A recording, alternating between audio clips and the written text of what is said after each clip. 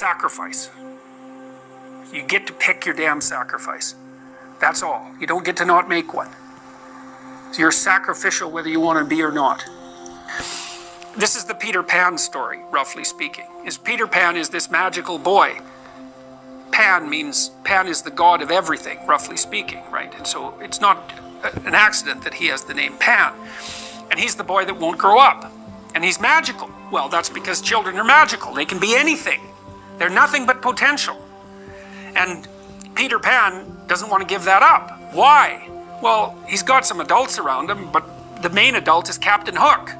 Well, who the hell wants to grow up to be Captain Hook? First of all, you've got a hook. Second, you're a tyrant. And third, you're chased by the dragon of chaos with a clock in its stomach, right? The crocodile. It's already got a piece of you. Well, that's what happens when you get older. Time has already got a piece of you. And eventually, it's got a taste for you. And eventually, it's going to eat you. And so Hook is so traumatized by that he can't help but be a tyrant. And then Peter Pan looks at traumatized Hook and says, well, no, I'm not sacrificing my childhood for that. So that's fine, except he ends up king of the Lost Boys. In Neverland, well, Neverland doesn't exist, and who the hell wants to be king of the Lost Boys? And he also sacrifices the possibility that he'll have a real relationship with a woman, because that's Wendy, right? And she's kind of conservative, middle-class, London-dwelling girl. She wants to grow up and have kids and have a life. She accepts her mortality. She accepts her maturity. Peter Pan has to content himself with Tinkerbell. She doesn't even exist. She's like the fairy of porn. She doesn't exist. She's the substitute for the real thing. And so, but the dichotomy that you're talking about is very tricky because there's a sacrificial element in maturation, right? You have to sacrifice the pluripotentiality of childhood for the actuality of a frame. And the question is, well, why would you do that? Well, one reason is it happens to you whether you do it or not.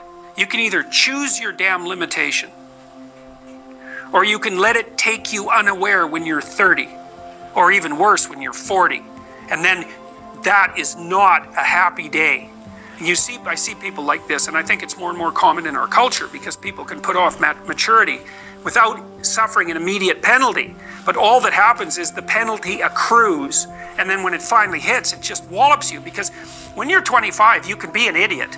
It's no problem. Even when you're out in a job search, it's like, well, you don't have any experience and you're kind of clueless. It's, yeah, you're young. It's no problem. That's what young people are like, but they're full of potential. Okay, well, now you're the same person at 30. It's like people aren't so thrilled about you at that point. It's like, what the hell have you been doing for the last 10 years? Well, I'm just as clueless as I was when I was 22. It's, yeah, but you're not 22. You're an old infant, right? And that's an ugly thing, an old infant. So part of the reason you choose your damn sacrifice, because the sacrifice is inevitable, but at least you get to choose it. And then there's something that's even more complex than that in some sense, is that the problem with being a child is that all you are is potential, and it's really low resolution. You could be anything, but you're not anything. So then you go and you adopt an apprenticeship, roughly speaking, and then you become something. And when you're something, that makes the world open up to you again. Like if you're a really good plumber, then you end up being far more than a plumber, right? You end up being a good employer. Not that plumbers, I'm not putting plumbers down. It's like more power to plumbers. They've saved more lives than doctors. So, hygiene, right? So, if you're a really good plumber, well, then you have some employees, you run a business, you train some other people, you enlarge their lives, you're kind of a pillar of the community, you have your family. Once you pass through that narrow training period, which narrows you and constricts you and develops you at the same time, then you can come out the other end with a bunch of new possibility at hand. And Jung talked about that. He thought that the proper path of development in the last half of life was to rediscover the child that you left behind as you were apprenticing. And so then you get to be something and regain that potential at the same time. Very, very smart. Well, he was very, very smart. So that's very wise thing to know. Sacrifice. You get to pick your damn sacrifice. That's all. You don't get to not make one. So you're sacrificial whether you want to be or not. That's a good thing to know as well.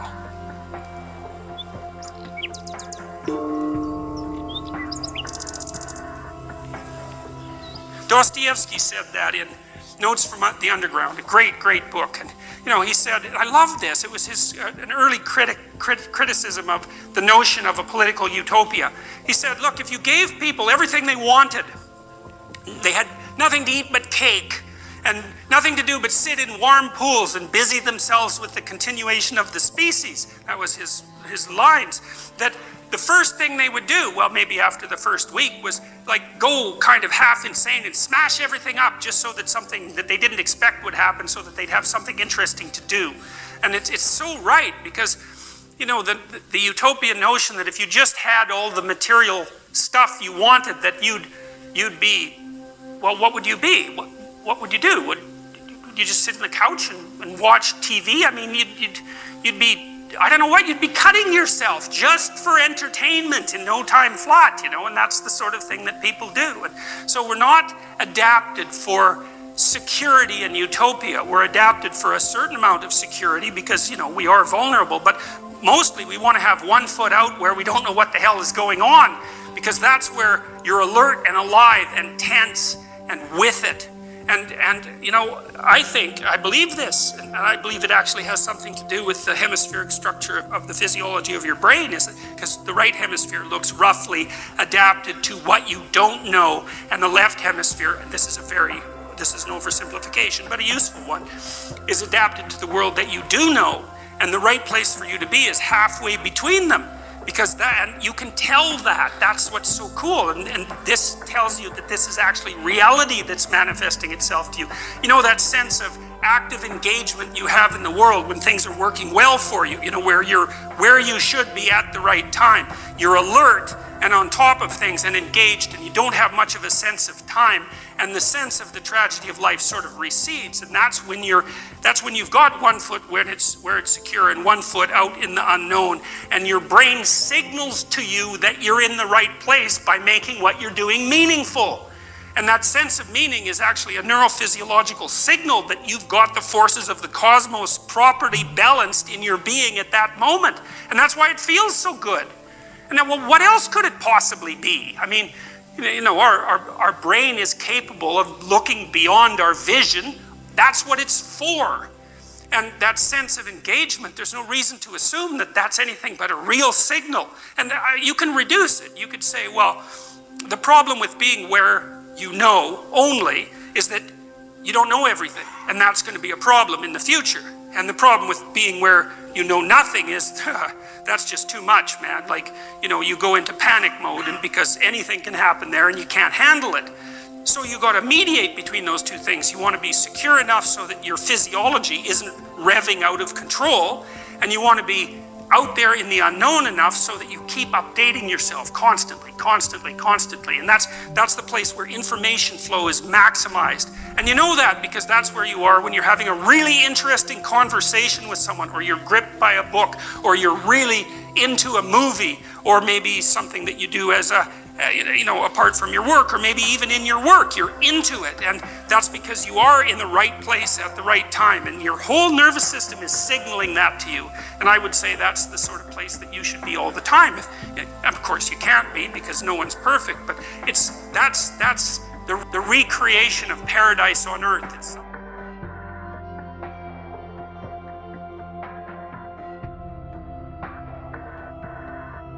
You need something to shelter you against your own vulnerability. And you can adopt a comprehensive description of reality that's formulated for you by someone else that neatly divides the world into those who are innocent and perhaps innocent victims, and those who are guilty and perhaps the perpetrators of the suffering. But none of that has anything to do with you. And in addition, it's simply not a reasonable way of assessing the world. The suffering is built in. So that's why there's an existentialist insistence upon that. So for the Freudians, the psychoanalysts, and even for people like Carl Rogers to some degree, social judgment, both of which are are major causes of suffering, and the failure of individuals to adopt the responsibility that they know they should adopt. And that's the thing that's interesting too, is that it isn't merely that your fate depends on whether or not you get your act together and to what degree you decide that you're going to live out your own genuine being. It isn't only your fate, it's the fate of everyone that you're networked with. And so, you know, you think, well, there's 7 billion people in the world. We're going to peak at about 9 billion, by the way, and then it'll decline rapidly, but 7 billion people in the world, and who are you? You're just one little dust mote among that 7 billion, and so it really doesn't matter what you do or don't do, but that's simply not the case. It's the wrong model, because you're at the center of a network. You're a node in a network. Of course, that's even more true now that we have social media. You'll know 1,000 people, at least over the course of your life, and they'll know 1,000 people each, and that puts you one person away from 1 million, and 2 persons away from 1 billion. And so that's how you're connected, and the things you do, they're like dropping a stone in a pond. The ripples move outward, and they affect things in ways that you can't fully comprehend. And it means that the things that you do and that you don't do are far more important than you think. And so if you act that way, of course, the terror of realizing that is that it actually starts to matter what you do. And you might say, well, that's better than living a meaningless existence. It's better for it to matter. But I mean, if you really asked yourself, would you be so sure if you had the choice? I can live with no responsibility whatsoever. The price I pay is that nothing matters. Or I can reverse it and everything matters. But I have to take the responsibility that's associated with that. It's not so obvious to me that people would take the meaningful path. Now, when you say, well, nihilists suffer dreadfully because there's no meaning in their life and they still suffer. Yeah, but the advantage is they have no responsibility. So that's the payoff, and I actually think that's the motivation. Say, well, I can't help being nihilistic. All my belief systems have collapsed. It's like, yeah, maybe. Maybe you've just allowed them to collapse because it's a hell of a lot easier than acting them out. And the price you pay is some meaningless suffering, but you can always whine about that and people will feel sorry for you, and you have the option of taking the pathway of the martyr, so that's a pretty good deal, all things considered, especially when the alternative is to bear your burden properly and to live forthrightly in the world. Well, if you live a pathological life, you pathologize your society. And if enough people do that, then it's hell. Really, really.